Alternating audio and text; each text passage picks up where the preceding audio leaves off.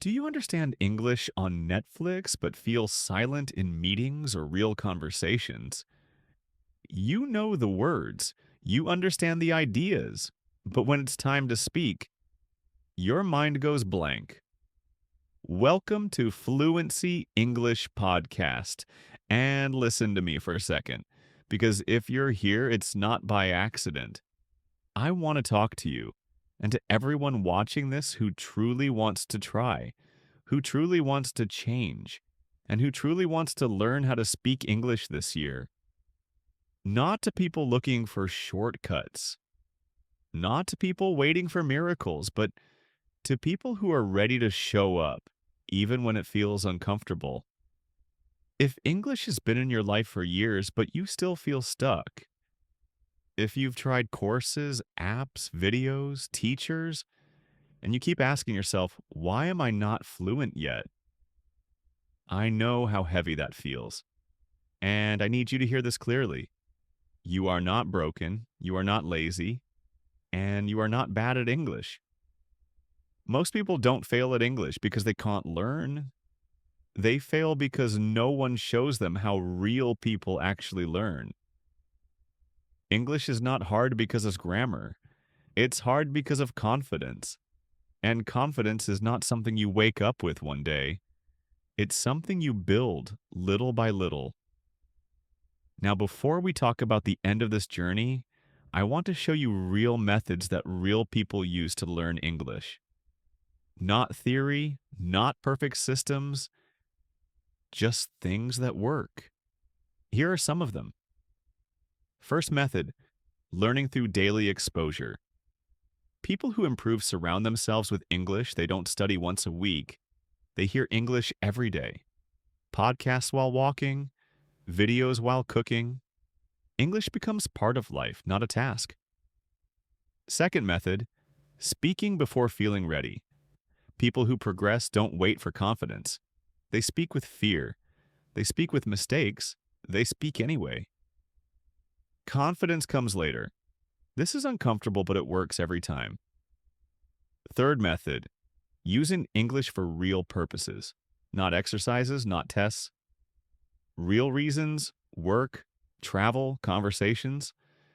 When English has a purpose, the brain takes it seriously. That's when learning becomes faster. Fourth method, repeating the same content many times. Real learners don't jump from topic to topic. They listen to the same podcast again. They watch the same video again.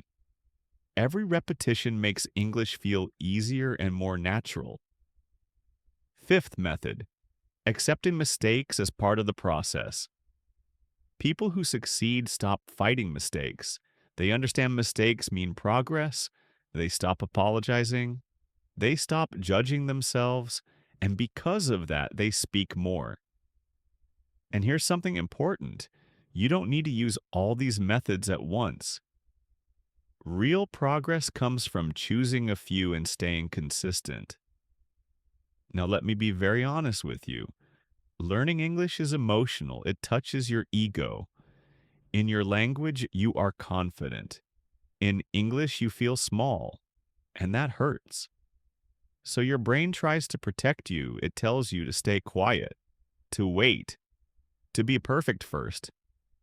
But perfection never comes. The people who move forward understand something simple. Confidence is not the beginning. It's the result. Every confident speaker was once uncomfortable. The difference is they didn't quit. English stops being this huge mountain. It becomes a path, one step at a time. Some days are good, some days are bad, and that's normal, but they keep going. And one day, without noticing, something changes. They speak without panic. They stop translating everything. They stop apologizing for their English. Not because they are perfect, but because they are free. That freedom is real, and it's possible for you and for everyone watching this who is truly ready to try. 2026 can be the year you stop saying, I understand, but I can't speak. The year you stop doubting yourself The year English becomes a tool, not a fear, but only if you decide one thing. You don't need to be perfect. You need to be consistent. You don't need more information. You need more action. You don't need to feel confident. You need to show up, even on bad days, especially on bad days. If this message reached you, it's because you're ready for something different.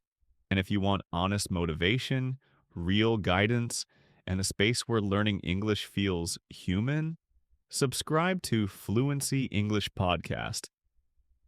This channel is not about perfection, it's about progress.